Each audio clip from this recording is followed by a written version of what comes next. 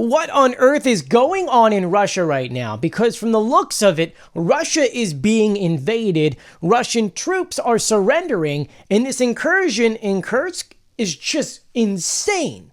For those who have no idea what is going on, let's take a step back to yesterday. It was first announced from the Russian government that some kind of issue is taking place on the border.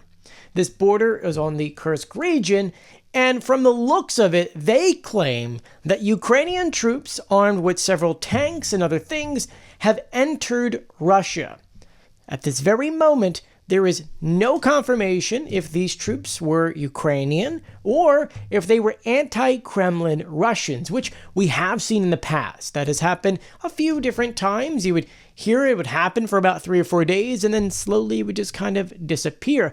But this one seems a little bit different. Because as everything is going on, originally the Russians said it was all under control. That's what the local government said. Don't worry, everything is fine. But then the Russian military and the Ministry of Defense said, we're sending reinforcements. Reinforcements? Why? As more and more videos and photos were being uploaded to Russian Telegram groups, we're finding that this little incursion is a lot worse than what Russia is putting out. Because time and time again, we're seeing there's explosions taking place. We're seeing what looks to be a helicopter that was knocked out of the sky. We're seeing what looks to be either a dogfight between 2 different aircraft or something happening. We're seeing tanks destroyed. We're seeing armed vehicles destroyed. We're seeing Russian soldiers surrendering. It is a lot bigger than what Russia was letting in. And at this very moment, I'm sure that this information is even outdated, but supposedly this crew has gone at least 12 miles deep into Russia, taking cities and then collecting Russians as prisoners of war. That is a lot to say at this very moment. At the same time, Ukrainians have been quiet. The only information that we've been getting out of Ukrainian officials were this. During yesterday's attacks, in the Sumy region, Russia stepped up its bombings. The Ukrainian military that was there destroyed 2 Russian missiles, a drone, and then a helicopter. When the helicopter was attacked, it was something that we've never seen before, because any pilot would know that you're not supposed to fly drones around helicopters, aircraft, or any kind of things flying in the sky. Because what could happen? That drone could strike said helicopter or aircraft and send it down. It's a nightmare for pilots. But Ukrainians knew that there was an attack helicopter there. They knew they had to destroy it, but the only thing they had was a drone with some kind of ammunition on it. We don't know what the kind of explosive or how much was on it. And so they took this drone up. They saw the helicopter kind of hovering a little bit. They took that drone to the back rotor by the rear, slammed it right into it. It exploded the back part of the helicopter, which caused it to spin out of control and then crash.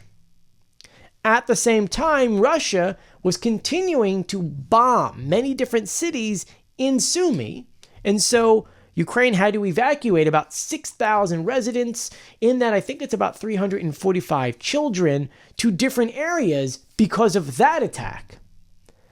At the same time, we're still not getting any information if Ukraine was behind the attacks taking place in Russia. And I know what you're saying. Putin is probably having a heart attack at this very moment. Well, today, he had to have a meeting with his high officials to figure out what is going on. And he's straight up saying that it is Ukraine and that it is a full-on, large-scale provocation. That is what he's saying right now. And at this very moment, we really don't have any information on who is doing the attacks. Most likely, it looks like it is anti-Kremlins that are pro-Ukrainians that are backed by Ukraine. I say that because we did see a video of a dogfight take place. We did see what looks to be a military base get hit. We just don't know whether or not if it was Ukrainians flying those planes, or if it was just Ukrainians, or if it was Russians flying Russian planes going against other Russians. There's just a lot that we don't know at this time. And then outside of that, we're getting crazy headlines, things coming out of Russia that like, Russia's putting this news out there. We don't know what's true, what's not. And this is kind of what Russia does. They just throw everything to the wall. A lot of misinformation, especially when they're losing in something, so that it confuses you. That way you don't know exactly what is real. Everything I told you up to that point was information Russia had given us, and Ukrainians didn't really tell us much. But if you jump on social media and look at pro-Russian accounts, you read some crazy things. Okay, first we have a spokesperson from the Russian Foreign Affairs Ministry saying that Moscow calls on the international community not to stand aside and strongly condemn the criminal actions of the Kyiv regime.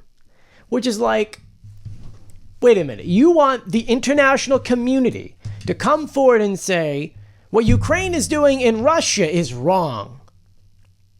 Okay, well, what are you doing in Ukraine? Is that not wrong? Because, I mean, we don't even know if these are Ukrainian troops in Russia. But what you've done in Ukraine, if what Ukraine's doing is wrong, what you're doing is just another world of wrong. Right? Do you understand that? Do you understand what you're doing is not right?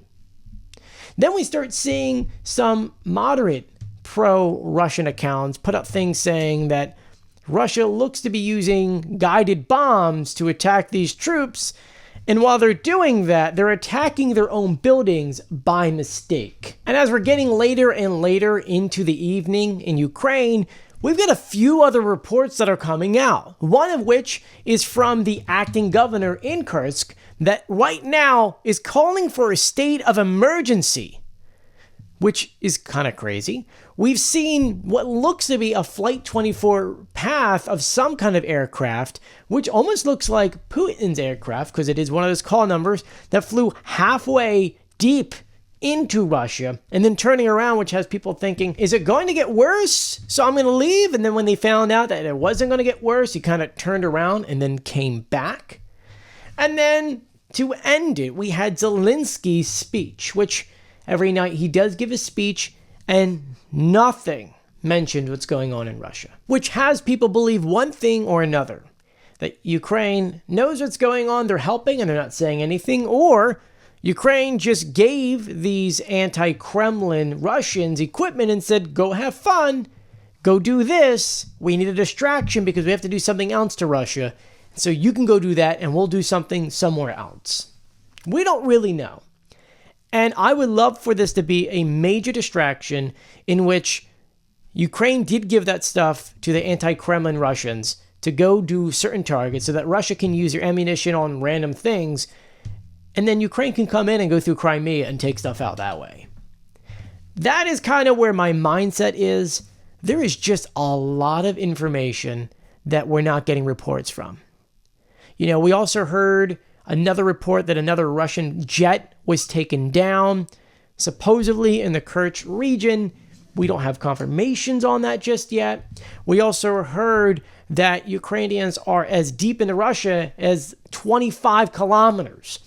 There's just so much stuff going on right now. We know that Putin had a conversation with his, leaders and everyone else with the military to figure out what's going on. And so far, we haven't really seen anything. There is just a lot that's going on that we have no information for. So hopefully I cleared up some stuff for you in this video. If not, I apologize. If you have questions, let me know in the comment section below. And if you haven't done so yet, please subscribe, turn on notifications, and give this video a thumbs up. I'm Joey. Stay safe. See you later. Bye.